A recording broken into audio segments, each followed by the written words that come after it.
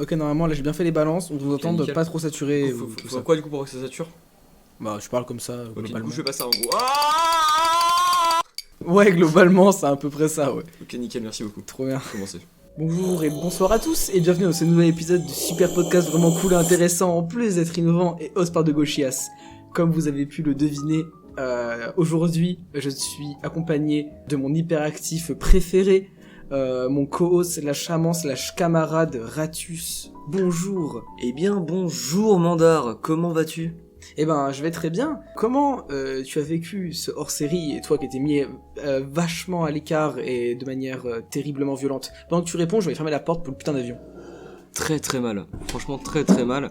C'est-à-dire que je profite qu'il est pas là pour me demander s'il vous plaît de donner sur le coffee pour que je puisse sortir, parce qu'en fait là, tant qu'on n'a pas fait au moins 200 balles, il accepte pas que je revienne dans la vie quotidienne. Tu dis Du quoi? coup je disais que franchement j'ai très bien vécu, que ma chambre avec les volets fermés n'est pas si sombre que ça. Mais non, elle est cool. Donc C'est franchement pour pas qu'il c'était fait trop chaud. Franchement c'était cool d'être enfermé pendant un mois, j'ai kiffé. Après, je me dis ça a peut-être été bien de me laisser sortir pour manger un peu. Mais c'est pour pas que t'aies trop Même chaud. si je comprends qu'il fallait pas que je dérange les invités, mais ça aurait été stylé, quoi. Voilà. Mais sinon, franchement, moi j'ai très bien vécu, j'ai pu réfléchir un petit peu. Je me suis mis dans le coin de réflexion et j'ai pensé. Et du coup, t'as pu venir avec une super idée de podcast. Casse-toi qui a proposé l'idée aujourd'hui. Et oui, c'est moi qui ai eu l'idée, simplement parce que je n'avais pas d'idée. Que je me suis dit, de quoi est-ce qu'on peut parler, dont on peut parler longtemps. Le premier truc qui m'est venu à l'esprit, c'est le cinéma. Pourquoi? Parce que Mandar est féru de cinéma. Très très très féru de cinéma. Il est un petit peu cinéphile, quoi. Waouh, ce mot de l'enfer. Mais c'est vrai que j'aime beaucoup ça, mais du coup je suis ravi que tu aies emmené ce sujet pour aujourd'hui, non pas du tout par dépit, mais par vraiment envie d'en parler. Vraiment pas. Mais ce qui est cool, c'est qu'on n'a pas du tout les mêmes refs cinématographiques et tout ça, donc ça va être, je pense, vraiment intéressant. Avant de commencer, cet épisode est la super occasion pour moi d'inaugurer une nouvelle chronique sur ce super podcast. Une chronique qui arrivera. Waouh, Ratus vient de manquer de faire tomber sa canette sur la table de mixage, l'ordi et les micros. J'ai eu trop peur. Mais du coup, on va inaugurer une nouvelle chronique aujourd'hui et vous la découvrirez en temps voulu, mais que vous en doutez, si on l'aime aujourd'hui, que c'est un lien avec l'épisode d'aujourd'hui. Tout de suite, ma canette.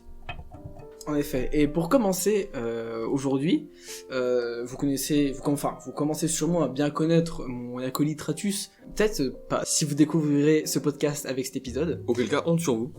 Déjà, et surtout, n'hésitez pas à donner sur le Utip pour nous soutenir dans cette superbe aventure qu'est le podcast.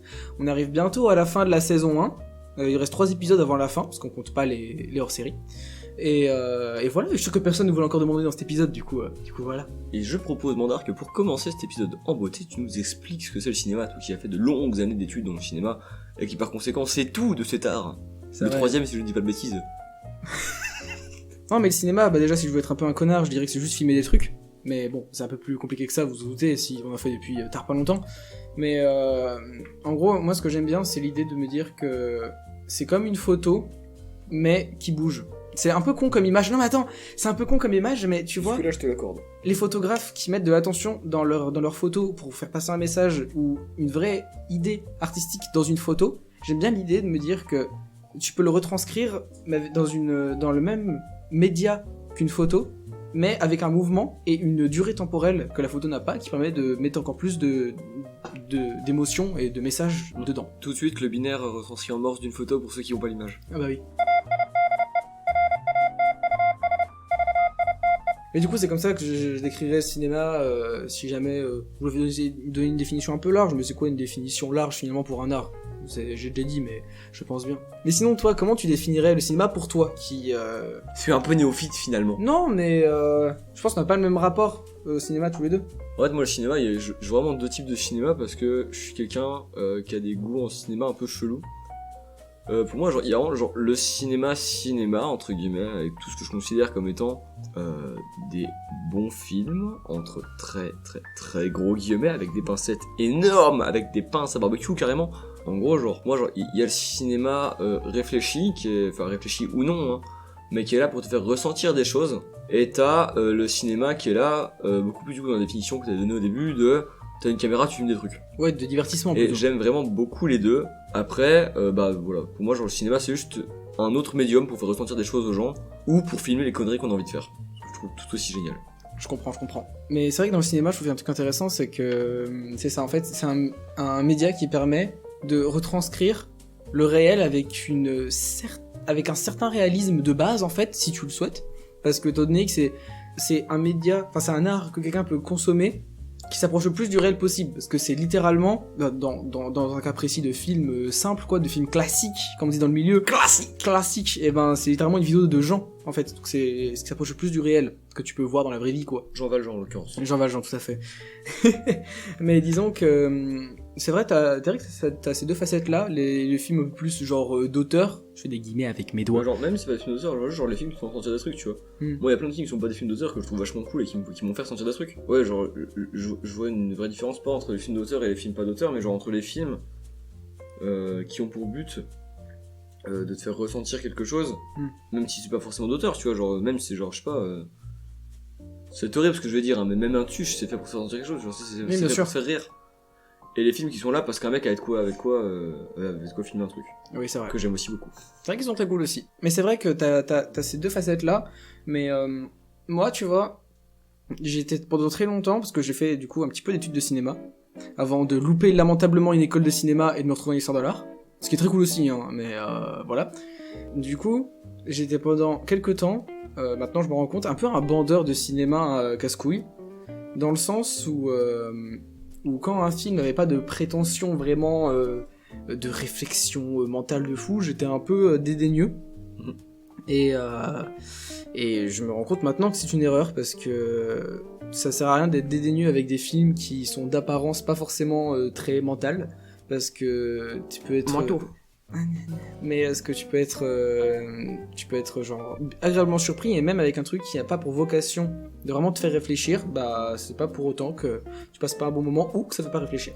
J'aime néanmoins beaucoup l'utilisation du passé dans ta phrase, parce que le truc c'est que...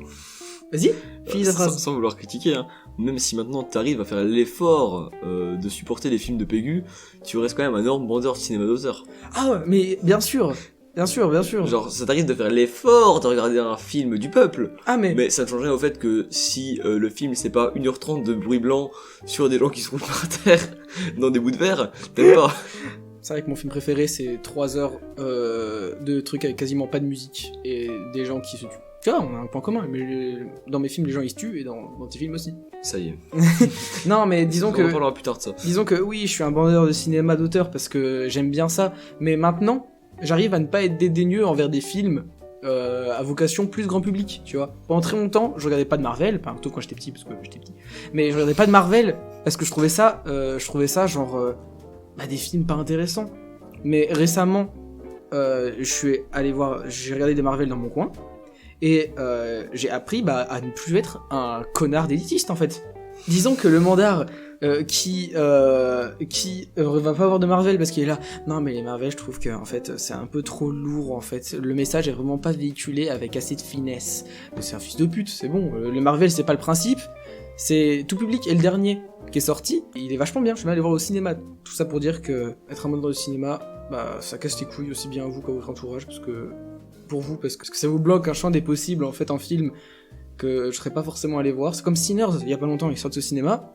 L'affiche et la bande-annonce ont l'air d'être des films d'action, de guerre, mal alpha, mais finalement, quand tu vas le voir, c'est un super film. Et si j'avais été un fils de pute, je serais pas allé le voir. Donc, il faut s'ouvrir, et voilà. Tout ce long tunnel, en fait, pour dire que je pense que c'est une vraie différence entre nous deux, parce que moi, du coup, même mes parents, ils aiment beaucoup les films un peu plus classiques. Genre, je sais que la série phare de ma famille, c'est genre Mission Impossible, on adore les Missions Impossibles, c'est trop bien.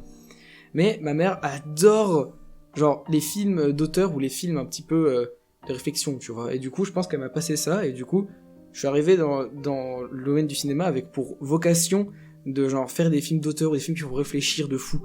Mais finalement, en fait, en réfléchissant, en fait, tous les films se valent, en fait. Tous les films sont intéressants psychiquement dans leur domaine, en fait.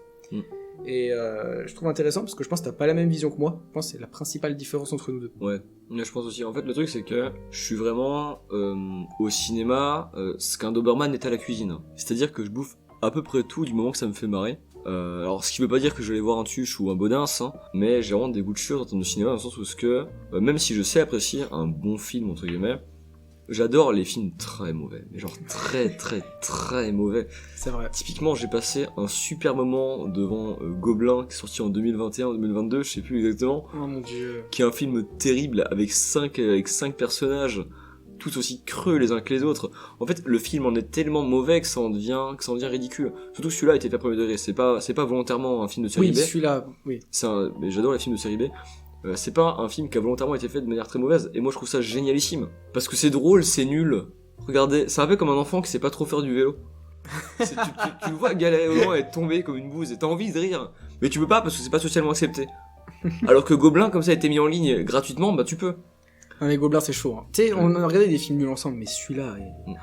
PS, n'allez pas vous moquer des enfants, aidez-les, les enfants c'est des petites boules d'amour qui ne font rien de mal. Faites les deux. C'est gentil les enfants, voilà, arrêtez la haine gratuite envers les enfants. Et vous moquez pas, encouragez-les parce que ça peut les détruire mentalement, et après ils sont tristes. Après, ils font plus de vélo. Et après quand vous allez à l'EHPAD, ils vous aident pas. Aidez les enfants. C'est bien vrai, c'est bien vrai. Mais ouais, Gobelin, c'était particulièrement mauvais, aussi bien techniquement que narrativement. Ah c'était atroce hein, c'était une bouse. Mais C'était un navet. Non, mais c'est vraiment... C'était pas un navet, c'était un rutabaga. C'était un salsifi. C'était une racine de réfort. Arrête. Tu vas trop loin, là. Tu vas trop loin. On va devoir censurer, mec. Mais c'est ça, disons que en fait, les films comme ça, heureusement que tu me les montres. Parce que c'est vraiment des super expériences que moi, je serais pas allé voir de base.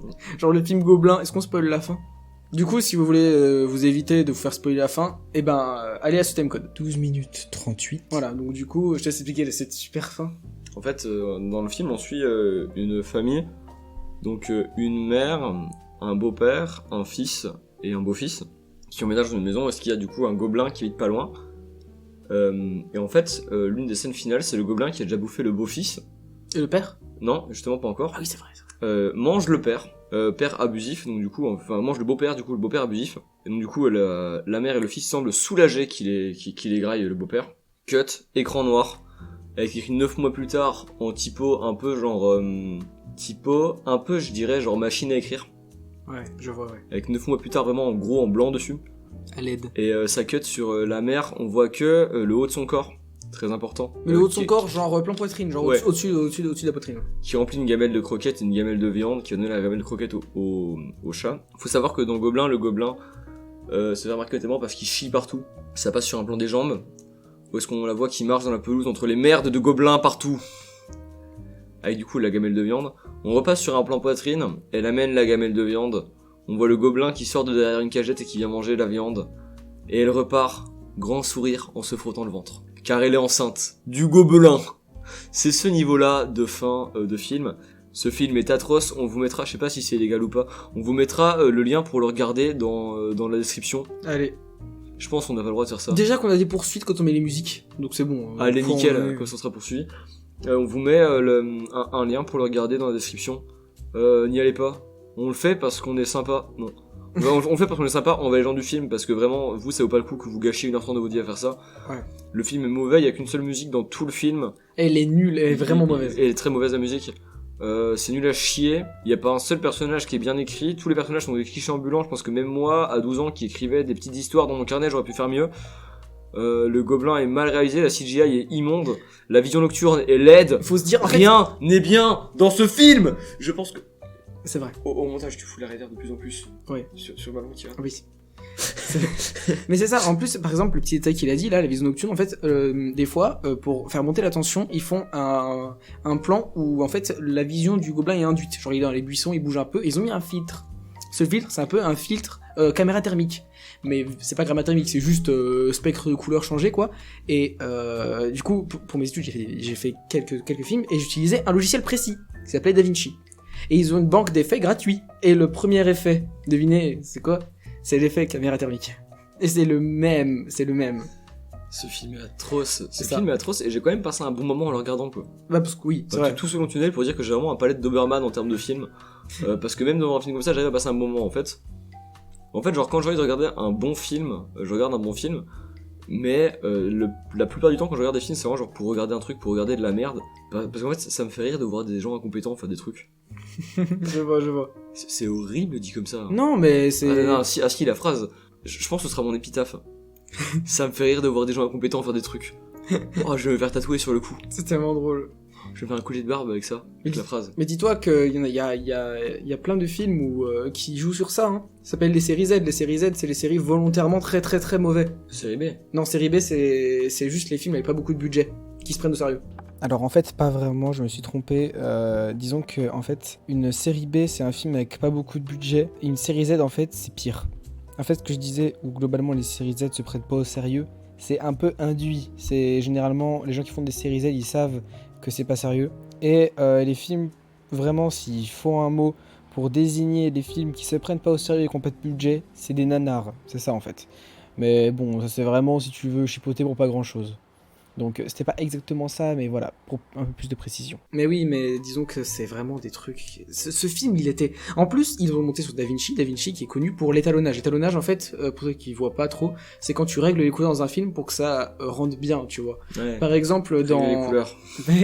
Par exemple, si tu filmes sur Mars, tu vas mettre une colorimétrie plus orange. Et généralement, ce que tu fais, les premiers trucs que tu fais, c'est tu fais ta balance des blancs. La balance des blancs, c'est pour pas que ton image, elle soit cramée quand t'es voir genre le ciel, tu vois. Et aussi tu fais le contraste. Le contraste, c'est quand tu augmentes du coup la noirceur de la couleur noire et la blancheur de la couleur blanche pour que ton image soit belle en fait.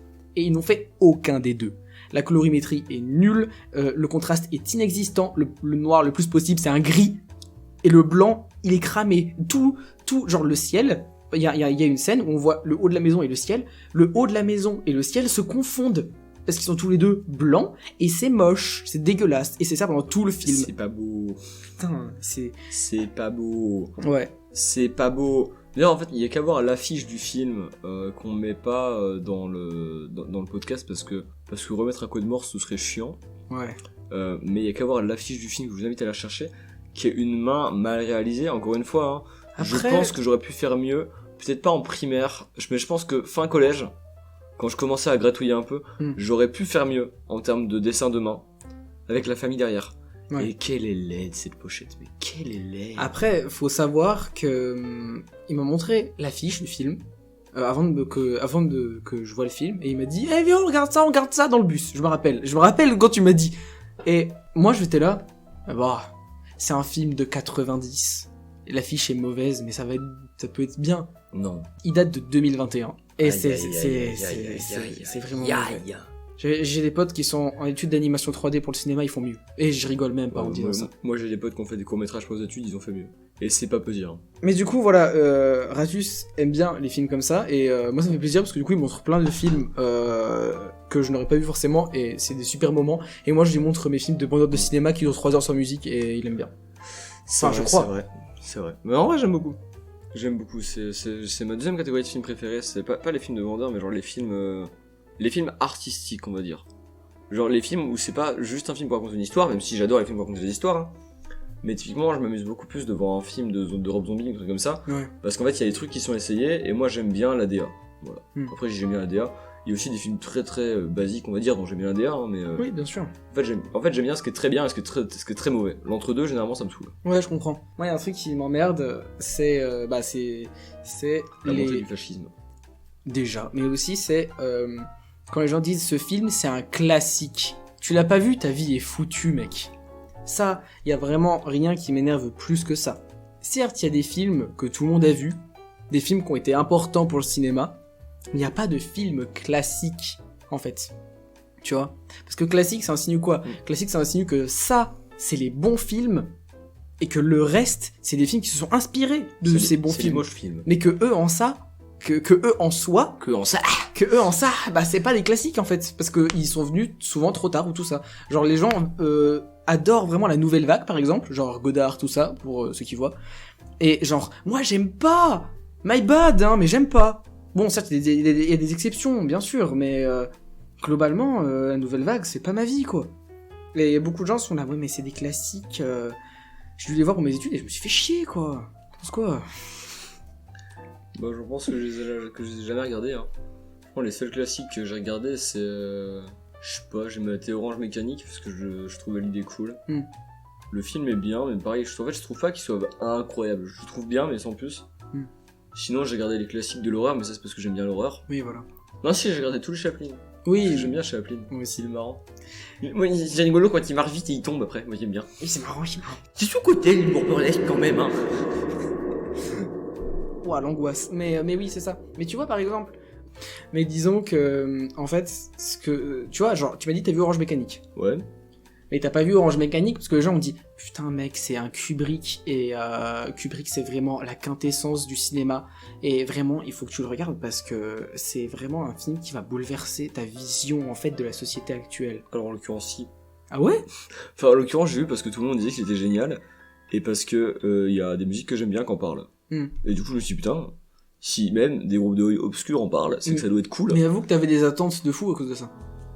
Bah ouais, c'est pour ça que j'étais déçu. Bah voilà, et c'est... J'étais déçu de fou pour Orange Mécanique. En fait, Orange Mécanique, je trouve que c'était un bon film, mais on me l'a vendu comme le meilleur film de tout l'univers. Et du coup, je l'ai très mal vécu. Parce que c'est un bon film, mais c'est pas le meilleur film de tout l'univers. Et ouais, du coup, j'ai mal vécu. Je trouve qu'il y a des scènes qui auraient pu être bien mieux tournées. Il y a des concepts qui n'ont pas été assez poussés selon moi. Et du coup, bah, j'ai aimé Orange Mécanique, mais c'est pas mon film préféré. Et ça m'a attristé en fait de voir qu'on me l'avait si bien vendu, alors qu'en vrai c'est un peu mid. Non, en vrai je comprends, je vois ce que tu veux dire, mais c'était ça, et en fait, disons que je pense que j'ai le même rapport à la musique qu'au cinéma. C'est que par exemple, il y a des super musiques, par exemple System of a Down font des super musiques, tu vois. Ouais. J'aime beaucoup, mais j'ai du mal à écouter des groupes qui sont mondialement connus. Et... T'es pas mainstream toi. Non, toi t'es underground. Non mais c'est cliché, mais tu vois, j'aime pas trop écouter genre des groupes excessivement connus, tout ça, j'aime bien essayer de trouver... de dénicher genre des pépites pas trop connues. C'est un peu mon petit plaisir en musique et je pense que je fais pareil en cinéma. Quand tout le monde dit va voir ce film, c'est une dinguerie, et ben j'ai toujours un peu la flemme d'aller le voir finalement. Tu vois. En fait t'es un connard d'élitiste mais tu veux pas lire. C'est pour ça que t'as fait un disclaimer au début. Mais non. Si on résume la situation en gros. Non mais je suis pas un connard d'élitiste, mais disons que... Permets-moi d'en douter. Disons que j'ai toujours eu du mal avec les trucs dont tout le monde parle parce que moi j'ai l'impression que emmener mon avis ou aller voir ça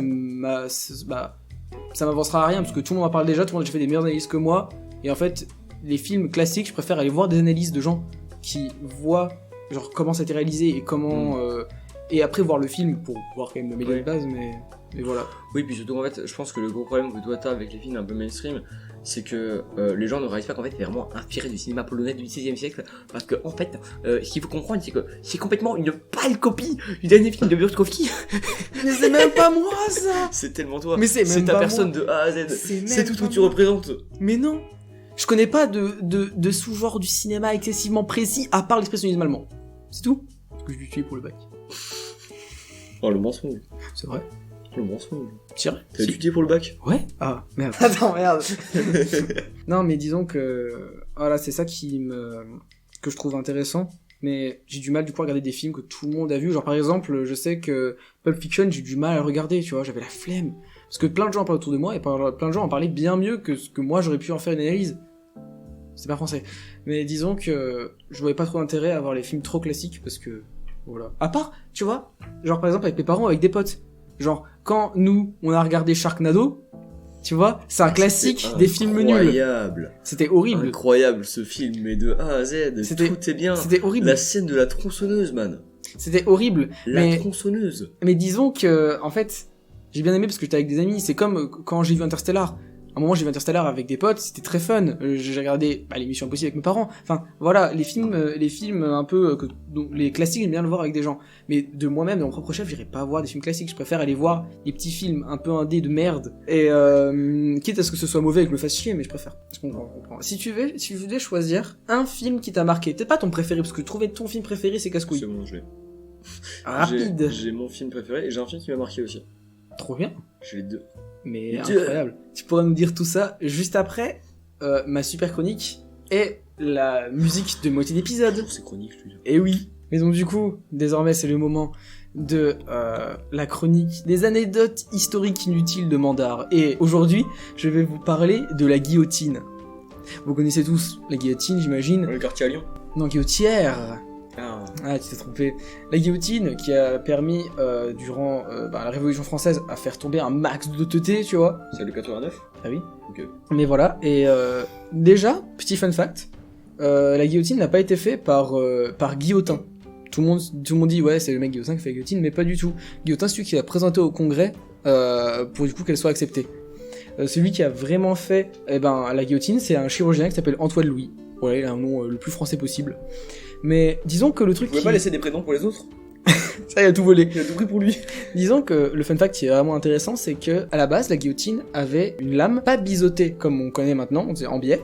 C'était une lame en arc de cercle, genre en croissant de lune. Et le chirurgien Antoine Louis, il était pote avec le bourreau Samson, qui est celui qui a exécuté les rois et les nobles, la Révolution. Et ça s'est passé bien avant, ça s'est passé une trentaine d'années avant. Et le bourreau a soumis les plans de la machine à Louis XVI, qui allait se faire exécuter un peu plus tard. Et Louis XVI, il était assez fort en mécanique, et il s'est dit, mais attends, votre lame là, en arc de cercle, ça va pas assez bien. Faudrait une lame oblique et biseautée. Et du coup, il a proposé ça, et il a proposé qu'on le teste sur les moutons et les cadavres, évidemment. Et du coup, sans le savoir, il travaillait à l'adoucissement de sa faim. Pour le dernier petit fun fact de fun fact, tu vois, la cerise sur le gâteau finalement.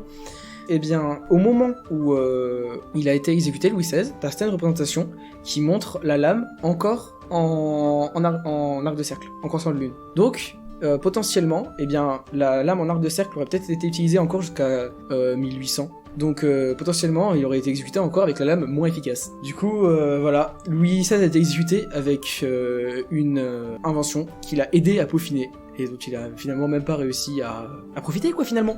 Pas mal. Pas mal. Pas mal. Et sur cette superbe chronique, je Joyeuse te laisse la parole pour nous présenter ta reco musicale de cet épisode. Et oui, et pour cette reco musicale, je dois admettre que j'ai fait erreur. J'ai fait erreur parce qu'on en est bientôt, dans quelques épisodes, au 10e épisode, et que je ne vous ai toujours pas fait écouter le ska. Terrible, ça c'est terrible. Le ska, c'est du reggae en plus rapide. Pour faire très simple, c'est du reggae en plus rapide. Ça vient directement du reggae, il y a des influences punk, il y a des influences rock aussi. Mais c'est principalement du reggae en plus rapide, pour le trad ska en tout cas, qui se divise en plein de sous-catégories, genre le ska punk, le two-tone ska. Enfin, on va pas chercher à tout définir, ce serait très long, dans un futur épisode si ça vous intéresse. Le ska c'est une passion, le ska c'est un amour, le ska c'est un art de vivre. Le ska c'est surtout une musique qui est écoutée principalement par les skinheads, ou en gros par les skinapos et les skins de type sharp. Mais bon, ça c'est pas forcément une info hyper importante. Ce qui est important à retenir, c'est que le morceau que je vais écouter vient de mon album préféré de ska de tous les temps, à savoir Working Class Reggae, du groupe 8-6 Crew, superbe groupe français. Et je vais vous laisser sur Lion en cage, qui est un morceau, voilà, qui parle de Lion en cage. Eh ben... C'est le concept du titre. Mais non. C'est que le titre en fait annonce ce qu'il va y avoir dans la chanson. Mais voilà. non, quelle dinguerie. C'est à ça que ça sert un titre.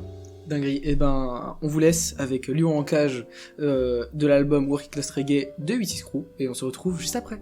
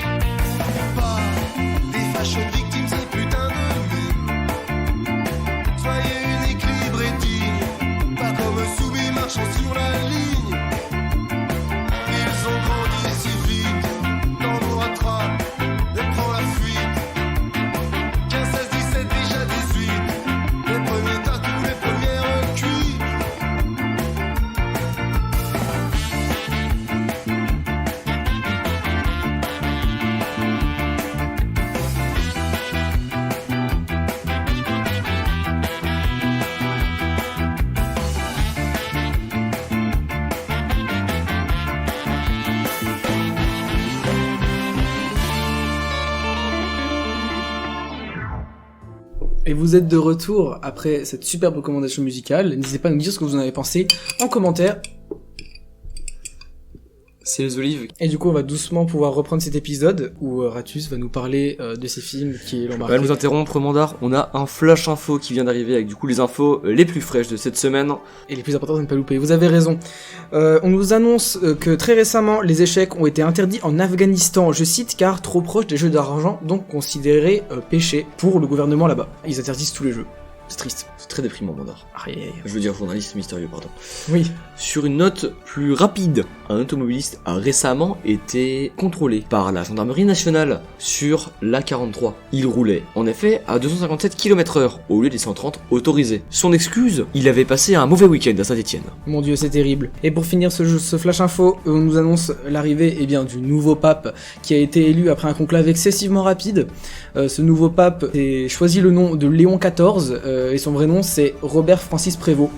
Il a été élu pape du coup le 8 mai et c'est un concours américain, donc un concours capitaliste. Selon nos sources très fiables, comme toujours, le conclave aurait été si rapide de manière à ne pas manquer l'heure du viril. Ça aurait été terrible de louper ça. Merci d'avoir suivi ce flash info. On se retrouve la prochaine fois pour d'autres informations croustillantes et à ne pas louper. Putain, mais ils nous ont encore interrompus. Ça commence à être fatigant à la longue. Casse-couille de fou. J'ai l'impression que ça tombe toujours au même moment, ça me fatigue un petit peu, je ne vais guère te mentir. Ah non, vraiment, c'est Mais du chiant. coup, tu disais, Oui, avec attends. deux et. Mais du coup, maintenant, il faut que je me remette dans le mood, là, de ces connards. Du coup, je disais que, avant l'interlude musicale, que tu avais trouvé, du coup, ton film qui t'a marqué, et ton film préféré, même. Donc, je vais t'essayer de nous en parler, et comme ça, on pourra juger tes goûts cinématographiques tous ensemble. Bah, le film qui m'a le plus marqué, alors moi, on l'a pas encore vu, mais c'est le genre de film qui kifferait, je pense. C'est un film qui s'appelle Possum, qui est un film avec en gros 3 acteurs. Je crois qu'ils sont un petit peu plus, je crois qu'ils sont 5, je sais pas de bêtises, mais en gros 3 acteurs, dont un qu'on suit tout le long du film, et c'est le seul qu'on verra de manière régulière. Qui est un film d'horreur psychologique, qui est un de mes sous-genres d'horreur préférés. Comme j'ai dit, j'aime bien les films qui sont faits pour faire penser, et les films qui sont faits pour être faits. Ça du coup c'est plus dans la catégorie des films qui sont faits pour faire penser. Possum c'est un film qui est absolument magnifique, qui parle de plein de sujets relativement durs à aborder, et qui sont encore plus durs à aborder quand on les aborde pas vraiment, en tout cas pas frontalement, durant tout le long du film. Alors je vais pas en dire trop parce que pour le coup là c'est un vraiment film que j'ai pas envie de spoiler parce qu'il est vraiment incroyable à voir. Alors après, je dis qu'il est incroyable à voir, faut savoir que sur Letterboxd, il est noté, je crois, à 2,5, c'est une note très moyenne. C'est vrai. Mais parce qu'il y a beaucoup de gens qui détestent et beaucoup de gens qui adorent, il n'y a pas beaucoup de gens au milieu. C'est un film qui est selon moi absolument excellent, et qui m'a profondément marqué dans ma manière de voir l'horreur et de voir le cinéma. En l'occurrence, avant de voir ce film-là, j'étais plus dans l'optique de les films faits pour penser, c'est vraiment de la branlette intellectuelle, c'est pour les abrutis finis, qui savent rien faire à part se masturber sur leur intelligence. Et finalement, ça peut être bien des fois. On s'est un peu rejoint finalement. J'irai peut-être pas jusque là. Et au niveau de mon film préféré de tous les temps, alors C'est Possum, mais non. ça se bagarre, mais vraiment au coude à coude, hein. Il a mimé le coude à coude. J'ai mimé le coude à coude, je fais très très bien le coude à coude. Donc ça se bagarre entre un film très artistique et un film... On va dire que... on va partir sur le film... En fait, genre, c'est pas un film, c'est un film... Voilà, c'est un film qui s'appelle L'attaque des tomates tueuses. Le premier opus. Alors, il y a eu 3 opus, plus une série de 20 épisodes, je crois, répartis sur 2 saisons. Alors, L'attaque des tomates tueuses, c'est absolument génial. C'est absolument génial parce que c'est très mauvais. Très mauvais de A à Z, et en fait, c'est l'un des films qui m'a fait me passionner pour les films très mauvais. Et donc, le 1 en particulier a été réalisé avec 0 budget, tout le budget du film est explosé dans les 3 premières minutes de film parce qu'il commence le film par faire exploser des hélicoptères. C'est vrai. Là j'ai vraiment spoilé, je pense 5 minutes du film max. Non, le film est vraiment bien. Le film commence par des explosions. Bah non, justement, le film est très mauvais, y a rien qui est bien, les dialogues sont foireux, les vannes sont excellentes, mais c'est des vannes, c'est pour ça. La réalisation est immonde. Et en fait, rien n'est bien, et le fait que rien ne soit bien fait que le film est génial. Il y a une superbe cohérence dans la nullité du bail. C'est incroyable. Notamment quand tu le regardes en cassette rip. Ouais, savoir qu'il est disponible en VHS Trip gratuitement sur YouTube. Alors là, j'ai un pote qui m'a trouvé une enfile pour pouvoir le télécharger en 1080p. Si on trouve le lien, on vous le mettra dans la bio aussi. Allez. La description, pardon. Mais il est disponible en VHS Trip sur YouTube en version française. Ouais. Et ce film, mais quel bonheur ce film. Ce film, c'est un peu comme... Ce film, c'est un peu comme le côté un peu grillé, genre en dessous du pain, là. Ah ouais. Qui croustille bien, là. Qui est à peine noir, mais pas trop. Voilà, c'est ça ce film. C'est-à-dire que c'est pas censé être là, c'est pas très bien, du coup, parce que moment tu fais pas cramer ton pain quand tu le fais bien.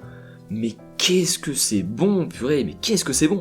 Et du coup, il se bat au coude à coude avec un autre film qui s'appelle La Maison des Mille Morts, qui est un film réalisé par Rob Zombie, qui est un film purement artistique avec des idées cinématographiques qui sont vraiment excellentes. Le film est un film que j'adore. J'adore toute la carrière de Rob Zombie de manière générale, mais le film est artistique. Il y a plein d'idées, de plans qui sont hyper originales.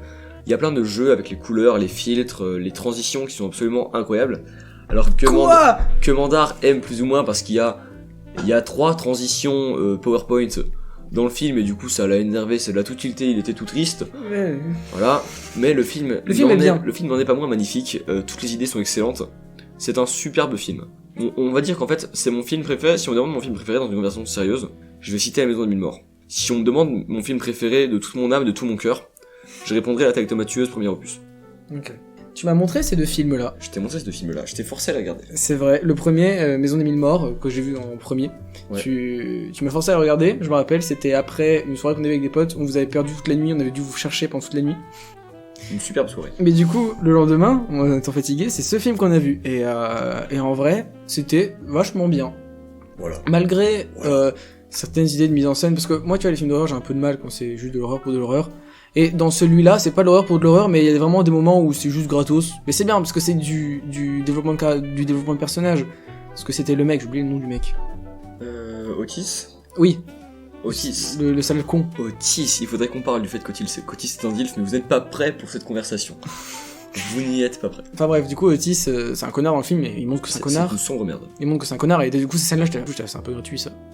C'est un peu gratuit, mais en fait, tout le concept c'est d'être un peu gratuit. Oui, bien Et sûr. il faut rappeler que La Maison de Mille Morts c'est le premier d'une trilogie, et que La Maison de Mille Morts a été fait par Rob Zombie plus comme un film d'expérimentation que comme un film à scénario. De base, c'était vraiment un film pour tester les idées, et qui a bien marché, il s'est attaché au personnage, donc il a fait une suite. Dans la suite, on a beaucoup plus de character building, on a beaucoup plus de parties intéressantes en termes de scénario. La Maison de Mille Morts, c'est vraiment un crash test de toutes les idées qu'il voulait essayer de mettre en place. Et en ce sens-là, c'est vraiment très très bien.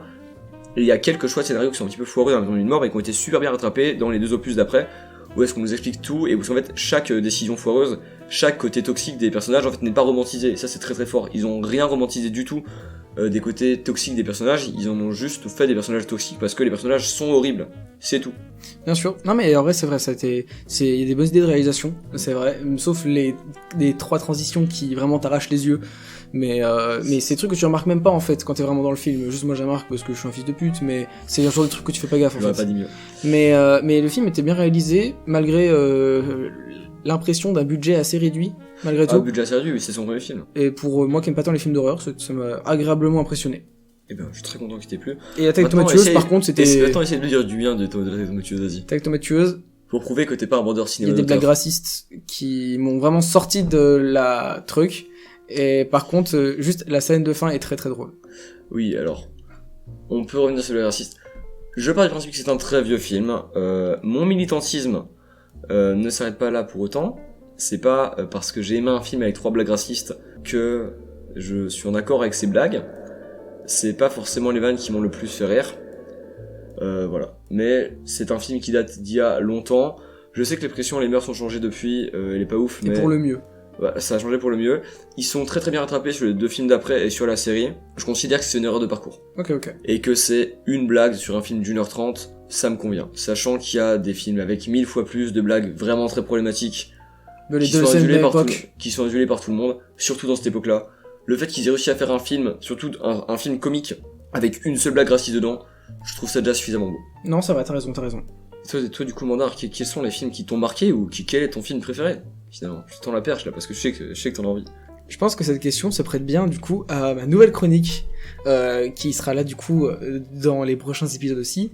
C'est la recommandation cinéma de Mandar. Et oui, parce qu'il en fallait bien une. Et du coup cette semaine, bah ça tombe bien, parce que du coup je vais répondre à ta question en même temps qu'en faisant ça. Mon film préféré que je vais te présenter, c'est un film que j'ai revu très récemment avec toi d'ailleurs. C'est vrai, j'étais là. Et c'est un film que j'avais vu au cinéma quand il était sorti, vraiment pas longtemps, en 2024, tu vois. Genre l'année dernière, mais début 2024. Et j'avais vu au cinéma, et à ce moment-là, il m'avait marqué, mais il m'avait pas non plus subjugué, tu vois. J'étais là, oh putain, il est marrant ce film, il est étonnant. Marrant. Et... Non, il était pas marrant. C'est pas l'adjectif que Non, j'aurais j'ai pas utilisé. dit tu vois. marrant. J'ai dit, il est étonnant. Je sais ce que film il parle, je sais pas si c'est l'adjectif que j'aurais utilisé. Tu vois, j'ai dit, il est étonnant, mais il m'avait pas plus marqué que ça. Et j'y repensais assez régulièrement l'année dernière. Et je l'ai re-regardé avec toi, et depuis, bah, c'est devenu mon film préféré. Parce qu'en fait, il y a plein de trucs qui sont vachement bien, que je vais détailler du coup dans cette chronique. Celle-là risque d'être plus longue que les prochaines, parce que bah, c'est un film qui me tient particulièrement à cœur. Donc le film que je vais vous présenter aujourd'hui dans cette chronique, c'est Kinds of Kindness, qui a été dirigé du coup par Yorgos Lanthimos, qui est sûrement grec, j'imagine, vu son nom, et qui dure 2h45. Donc c'est quand même un truc à savoir avant que vous regardiez le film. Mais parce qu'en fait, c'est pas un film en soi, c'est un triptyque. C'est 3 films en fait, en 3 films en un finalement.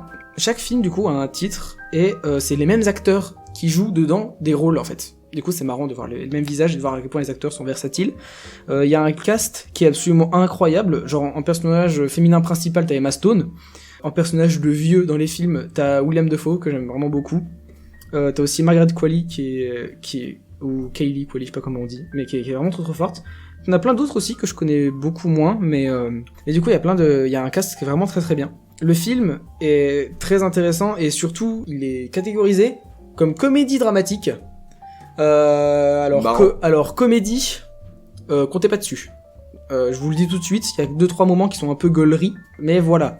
Si vous voulez le voir avant toute chose, je vais vous dire quelques trigger warnings. Agression sexuelle, abandon, mutilation, voilà.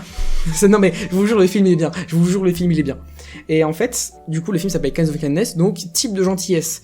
Et dans les 3 étapes, en fait, ça va être une mise en scène d'un type de gentillesse, mais vous vous doutez bien que c'est pas un vrai type de gentillesse. En fait, Yorgos, il a été très fort, car dans la façon dont il a mis en scène le film, il a vraiment réussi à mettre une ambiance un peu uncanny et bizarre, sans pour autant, en fait, expliciter le tout.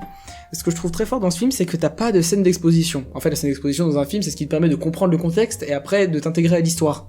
Mais en fait, il nous lâche dans les 3 histoires directement dans la situation, et on comprend au fil du récit. Et ça permet en fait de vraiment s'investir dans le récit, pour peu que dès le début tu sois intégré. Je pense que si tu regardes le film et que dès le début tu te fais chier, étant donné que c'est un rythme très lent, tu risques de te faire un peu chier, mais pour peu que tu t'accroches et que le film te plaise, c'est trop bien.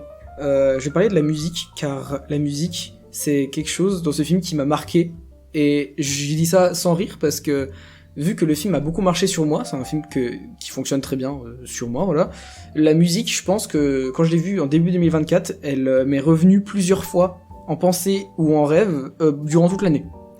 La musique, tout au long du film, c'est beaucoup de piano très simple, mais dans les moments de climax et dans les moments de stress où il se passe vraiment quelque chose, je vais pas vous dire c'est quoi la musique, mais c'est une musique qui te marque pour peu que le film te plaise, et c'est vraiment vraiment incroyable. Les 3 films, enfin les trois fables sont vraiment intéressantes. Je vais vous résumer vite fait en une phrase les fables. Si vous voulez rien savoir du film, enfin rien savoir de la narration, on s'entend, je vous laisse aller à ce time code là. 44 minutes 35. Donc pour ceux qui sont choisis de rester là, le premier, c'est un homme qui essaye de prendre contrôle de sa vie. Le deuxième, c'est un policier où sa femme a été perdue en mer et elle revient, et ils sont heureux de se retrouver, mais elle semble un peu différente. Et à la fin, la dernière histoire, c'est une femme qui est déterminée à trouver quelqu'un avec des capacités spéciales pour une raison assez étonnante que je vous dis pas. C'est marqué là sur le résumé, mais je vais pas vous le dire. Bon retour à vous qui voulez pas vous spoiler la narration, mais ce film est vraiment, je dirais, en fait, il arrive à te mettre mal à l'aise et à te faire te sentir mal avec pas grand chose. Le film a du budget, mais disons que la mise en scène te permet de te sentir à ta place, mais dans le mauvais sens du terme. En fait, t'as l'impression d'être dans le film, et que le film est un peu un ersatz de la réalité, mais malsain. C'est un peu genre, tu vois, comme l'anomalie horror, tu vois. Ouais. Genre, t'as l'impression que c'est familier, mais plein de choses t'emmènent vers le fait que c'est faux et c'est inquiétant. C'est ça, c'est pas un film qui fait peur, c'est un film qui inquiète. Et dans le bon sens du terme. Il y a un peu de fantastique dans les histoires, et pour vraiment saupoudrer le tout, et c'est vraiment, vraiment incroyable. Très très bon. Est-ce que tu veux rajouter quelque chose sur ce film que tu as vu, ou pas? Oh, je me suis mis incroyable. Il fallait incroyable. C'est pas mon film préféré, mais j'aime bien. C'est pas le genre de truc que je serais allé voir naturellement. C'est un peu dans le même esprit que Possum, on va dire, pour ceux qui l'ont vu. C'est bien. En fait, c'est bien fait. J'ai apprécié le regarder. Et il m'a pas marqué plus que ça, mais il m'a laissé un bon souvenir, donc j'aime bien. Parfait. En tout cas, moi, c'était vraiment... c'est devenu mon film préféré, donc n'hésitez pas à aller le voir. Je vous mettrai la bande-annonce en lien dans la description. La bande-annonce, c'est une bande-annonce de film hollywoodien, donc elle est là pour dynamiser. Attendez-vous à ce que le film ne soit pas aussi rapide que ce qui est montré dans la bande-annonce. Au début, c'est très lent, mais essayez de vous accrocher, et je vous jure que si vous vous accrochez, vous allez adorer. Le fait que le film est lent, les scènes d'action, le peu qu'il y a, elles ont une toute autre mesure, et elles semblent, vu qu'elles sont rares, elles sont incroyables. C'était ma chronique reco cinématographique de Mandar, et je vais finir cette chronique en disant la note sur Letterboxd que j'ai donnée à ce film. On commence en beauté avec un 5 étoiles plus cœur. Parce que sur Letterboxd, tu peux mettre des étoiles, et en plus, tu peux mettre un cœur si t'as particulièrement aimé le film. Et c'est le meilleur rating que j'ai jamais donné de toute ma vie sur Letterboxd. Enfin non, il y a ce film-là et Seigneur des Anneaux qui sont à ce niveau. En comparaison, quelle note as-tu donné à Gobelin, s'il te plaît? Gobelin, une étoile. Pas mal. Pas mal. Tu as mis un disliké ou pas? Non. Tu aurais dû. J'aurais dû. Honte sur toi. Honte. Donc là... Honte et colère. Cette chronique a duré excessivement longtemps, mais ne vous inquiétez pas, les prochaines fois ça ne durera pas aussi longtemps. Ouais. Sur ce, donc pour finir ce segment, je vais te demander, Ratus, est-ce qu'il y a des films que tu projettes d'aller voir bientôt au cinéma ou chez toi, que tu as envie de regarder et que t'as pas encore vu?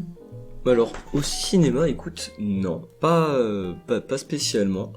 Après, par contre, il y a plein de films que je projette de regarder qui sont des films à la con ou des films bien. Il y a un petit peu des deux. Je sais qu'il faut que j'arrive à trouver Boy Afraid, parce que j'en ai entendu parler, et il paraît que c'est un très bon film. Je connais pas.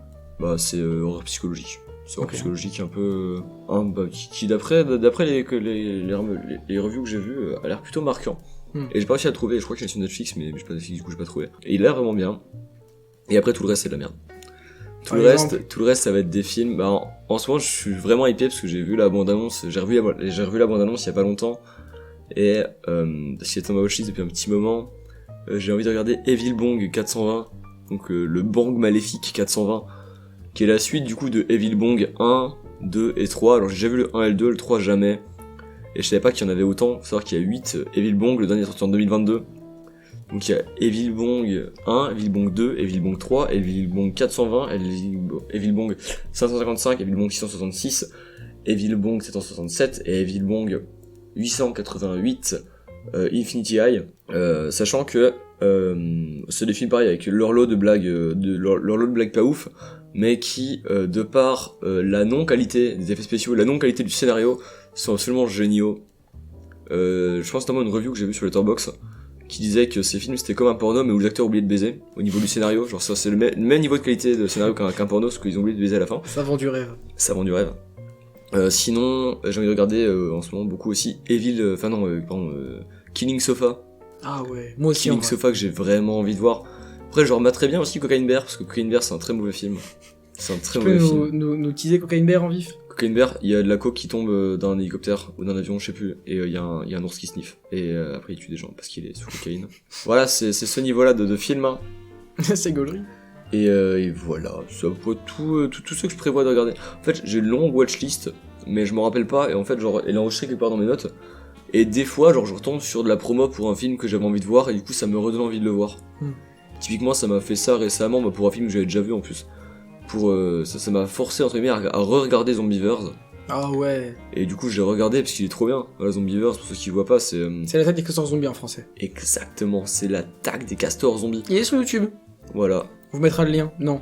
On mettra pas le lien parce On que c'est mettra pas nul. le lien. Quoique la scène de fin m'a beaucoup fait rire. À chaque fois que je regarde, la scène de fin me fait beaucoup rire. Ah oui, et sinon aussi j'ai beaucoup envie de re-regarder, en l'occurrence que j'ai déjà vu, Les clowns tueurs venus d'ailleurs.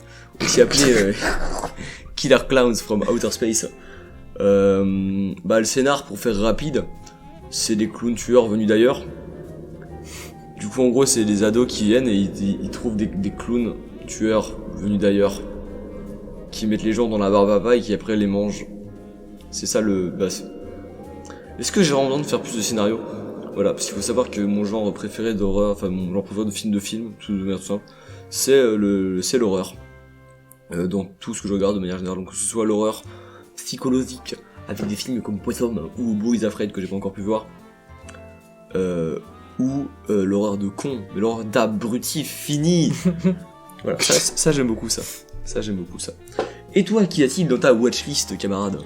Bah, en vrai, pas grand chose non plus. Je sais qu'au cinéma, bientôt, le nouveau Wes Anderson va sortir. Et Wes Anderson, qui a fait plein de films trop bien, qui a fait un film d'animation aussi, c'est Fantastic Mr. Fox, qui est le premier film que j'ai vu. Je savais pas que c'était Wes Anderson au début. C'est vraiment très bien. Et les films de Wes Anderson ont une patte très spéciale. Je vais pas en parler des millions d'années ici, parce que j'ai déjà fait un énorme tunnel sur Kenneth Branagh. Mais n'hésitez pas à regarder, ça s'appelle The Phoenician Scheme, le schéma phénicien. Et n'hésitez pas à aller voir la bande-annonce, ça a l'air bien. Et voilà, c'est à peu près tout ce qui est dans ma watchlist. Bien courte. Non, sinon j'ai d'autres films, mais en fait c'est pas des films que j'ai vus parce que j'ai envie de les voir, j'ai des films que j'ai dans ma watchlist parce que des acteurs que j'aime bien dedans mais que je connais pas. Par exemple, il y a un film qui s'appelle Only Lover Left Alive de Jim Jarmusch, qui est un bon réalisateur, mais surtout parce qu'il y a Tilda Swinton dedans que j'aime beaucoup. Tu sais, c'est elle ressemble à ça. Attends, elle ressemble à ça. C'est bien montrer des images pour un podcast, ça a bien marché. Ah, c'est drôle. C'est super ton idée, Mandar. Mais disons que voilà, c'est. J'ai pas beaucoup de films dans ma watchlist là, parce que je me suis fait une grande session de regardage de films récemment, du coup, là, elle est un peu vidée ma watchlist. Ok, je comprends. Mais attends. Tu regardes beaucoup de films, parce que t'es très filmé, toi, comme type. Pendant très longtemps, j'ai pas regardé beaucoup de films. Tout mon. Peut-être pas. Ah, mais ouais, attends. J'avais jamais tilté, mais pendant tout le temps que je faisais mes études de cinéma, je regardais pas de films. En fait, ça me coupait, j'avais pas envie de regarder de films. Et maintenant, Ouais, je vois ce que tu veux dire, oui. et maintenant que j'ai arrêté, je regarde des films. Mais quelle C'est dinguerie. bien ça. Le cinéma détruit des vies, vous engagez pas là-dedans. Et on parle beaucoup de films qu'on regarde, j'en remarque, Mandar, mais on parle pas beaucoup du fait qu'il y en a un ici qui en fait des films. Et qui en fait, qui en réalise, qui en scénarise, qui en tourne, qui en monte, qui encadre. Vas-y, c'est ta merde, démerde-toi. Allez, c'est vrai. C'est ton moment. C'est vrai, j'en ai 4 à mon actif. Dont un qui est excessivement Wow. mauvais, un qui était pour un concours que j'ai loupé.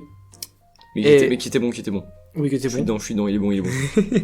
Et les deux autres qui sont bons en soi, mais le seul problème, c'est que disons que j'ai un peu une malédiction, qui est un peu un running gag horrible dans le groupe de potes Non. maintenant. Running gag atroce. Non, c'est pas le running gag, c'est pas le bon terme, mais disons que c'est un fun fact, c'est un horrible fact. C'est un pas fun fact. Disons que c'est du un tout. horrible fact qui revient souvent, c'est que tous les acteurs principaux dans mes films sont en fait des agresseurs. Voilà, et on le découvre souvent genre 2-3 semaines après qu'il ait fini le film, C'est ça. parce que sinon c'est pas drôle. C'est ça. C'est pas drôle dans tous les cas en fait. Voilà, c'est absolument atroce. Et du coup, c'est pour ça que j'aime pas trop les films que j'ai fait jusque-là, parce que disons que généralement mon principal associé, mon acteur principal, donc le visage du film, eh ben c'est un maxi agresseur. Mais disons que dans les prochains que je vais faire attention à ça, parce que j'ai pas envie que ça recommence. Et c'est pour ça que tu vas en faire un prochain. C'est vrai. Parle-nous-en. Il y en a un autre qui est prévu et il y a pas mal d'inspi dedans. La principale, celle qui m'a... En fait, c'est un projet que j'ai depuis genre... Pourquoi je fais ma promo? C'est vrai. Mais je vais d'abord parce que c'est ton podcast, C'est fais vrai, ta promo, c'est vas-y vrai, c'est fonce, vrai. mais fonce mon grand. C'est ton moment, on est tous avec toi. Allez Mandar. C'est un projet que j'ai depuis genre un peu 1 an et demi. Et j'avais pas trouvé... Parce qu'en fait, j'ai une façon bizarre de faire mes films. C'est que je pars d'une musique. De cette musique, j'ai des images. De cette image, je l'intègre à un lieu. Donc faut que je vois un lieu, faut que j'écoute une musique. Et de tout ça, j'arrive à en faire après un scénario. C'est comme ça que ça fonctionne pour moi.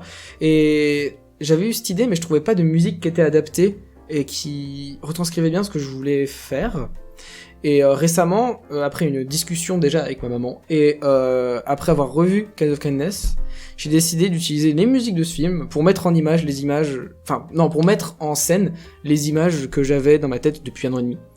Donc voilà, il va y avoir un vrai travail sur les couleurs, et ça va être intéressant, mais malheureusement je pense que vous ne le verrez pas. Enfin tous ceux qui... Voilà, vous ne le verrez pas parce qu'il y a nos visages dedans, il y a mes noms.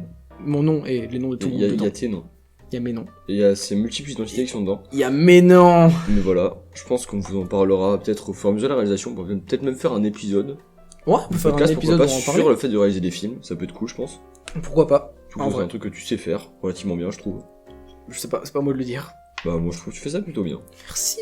Sans vouloir te sucer. Mais du coup, oui, voilà, j'essaie de faire un film, mais faut trouver le temps et l'énergie, et disons que faire un film, Surtout quand si tu veux que ce soit ton projet à toi, c'est horrible. Enfin, c'est horrible parce que ça te demande tellement beaucoup de ressources. Ça fait un peu ouin de privilégié parce que voilà, mais disons que c'est compliqué. Je trouve ça compliqué de vouloir faire un projet qui est uniquement de toi, où tu demandes à des gens de t'aider, parce que c'est sûr c'est plus simple de faire un travail où c'est un groupe qui fait son film.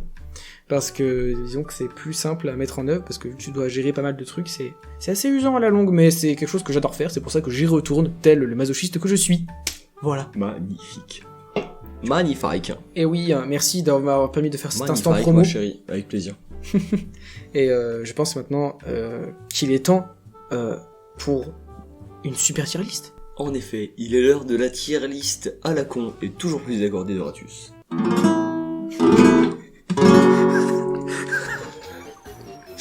Silence pendant ma chronique, s'il te plaît Mandar. Dans cette chronique, je vais vous faire mon top 5 des films de Asylum Prod, qui est une boîte de production qui est connue pour des films vraiment à la con. Donc du coup c'est mon top 5 des films à la con de Asylum Prod avec un titre original. On commence très très fort avec l'attaque du requin à 2 têtes. Suivi de très très près par l'attaque du requin à 3 têtes. À ses talons, on retrouve l'attaque du requin à 4 têtes. Suivi de très très très près par l'attaque du requin à 5 têtes. Ils existent Et ces en films. dernière position, je mettrai l'attaque du requin à 6 têtes. Je suis quasiment sûr que oui. Le 2 têtes, je suis sûr qu'il existe. Le 6 têtes, je suis sûr qu'il existe. Le 5 têtes, je suis sûr qu'il existe. 3 et 4, j'ai un doute. Je vais en rajouter 2 du coup pour être sûr. Je mettrai leur film le plus connu du coup à la place du requin à 3 têtes si jamais il n'existe pas. À savoir Sharknado. Sharknado c'est excellent, c'est des requins dans des tornades. Est-ce que j'ai besoin d'en dire plus? C'est des requins, mais dans des tornades. En fait, c'est des tornades qui jettent des requins sur les gens. Il y a des requins dans les tornades, et il y a des requins.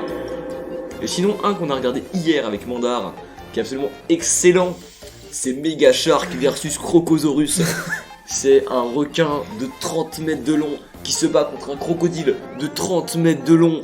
Et ils mangent des hélicoptères et ils font exploser des bateaux. Et ils sont en CGI très moche. Et voilà, c'était la tier list à la con. Elle est toujours très accordée d'Artus. C'est pas le bon accord, c'est pas grave. One life.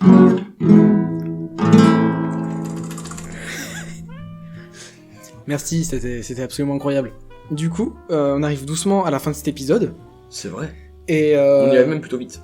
Et oui, car là, le temps file, Carla le temps file. Bruni, Carla le temps Bruni. file, oui. Faut qu'on arrête. Hein. Mais maintenant, avant la fin de cet épisode, il est l'heure de la reco culturelle. Bon, certes, dans cet épisode, c'est un petit peu... on fait un peu que des recos culturels, finalement. C'est vrai, c'est vrai. Mais voilà, c'est une chronique, et c'est quand même cool d'avoir ce petit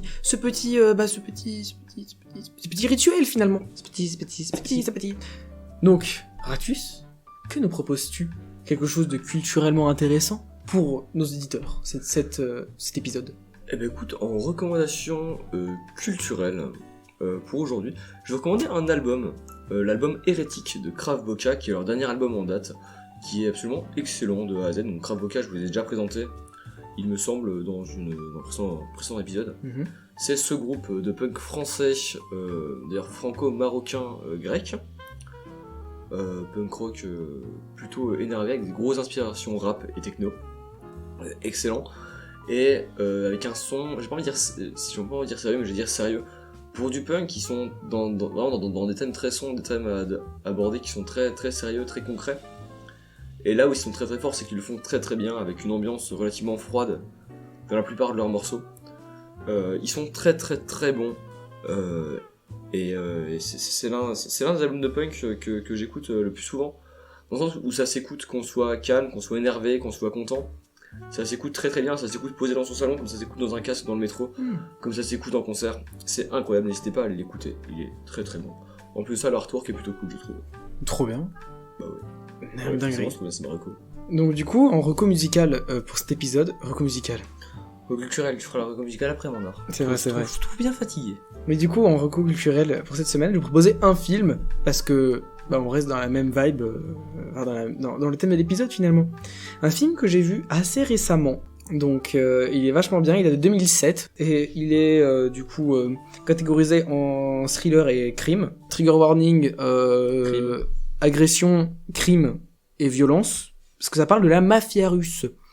Ça parle de la mafia russe et c'est un film vraiment très très bien, avec notamment Viggo Mortensen et Vincent Cassel dedans, qui sont tous les deux de très très bons acteurs. Tu l'as vu toi ou pas? Non.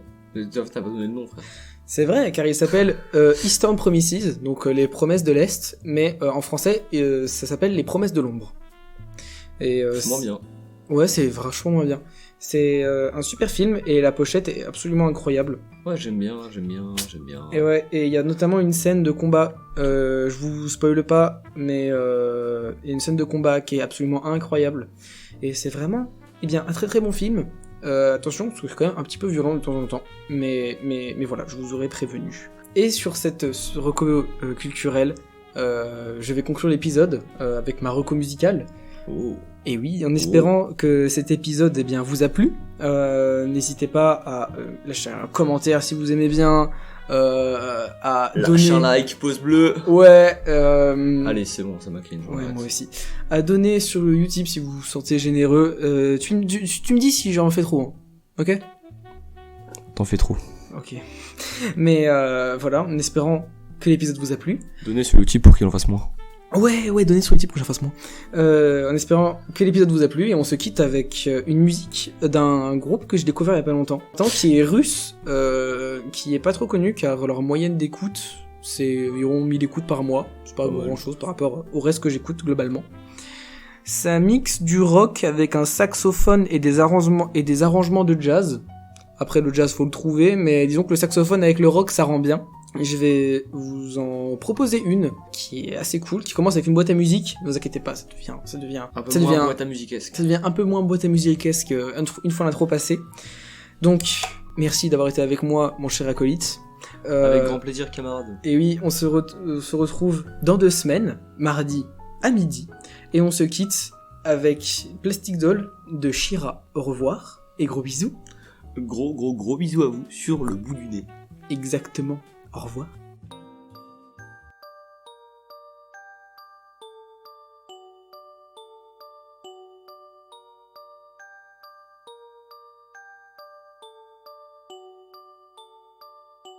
Hello, I'm a plastic doll, and I lose control with my plastic smile. You roll and roll, and you never know. You watching on TV, you dream about me. You holding in the sky. I'm a plastic doll with a plastic smile. Whoa, whoa, whoa, I'm a plastic doll. Whoa, whoa, whoa, I'm a plastic doll. So hello, I'm a plastic doll, and I lose control with my open mind. You roll and roll, and you never know. You watching on TV, I know you dream about me. You holding in the sky, I'm a plastic doll with a plastic smile.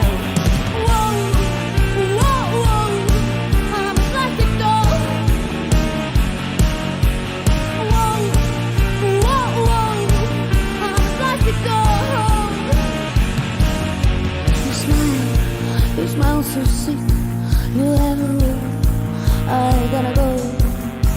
You smile so sick, and you never know. You still watching on TV, I hope you dream about me. You holding in the sky, I'm a plastic doll, and I say goodbye.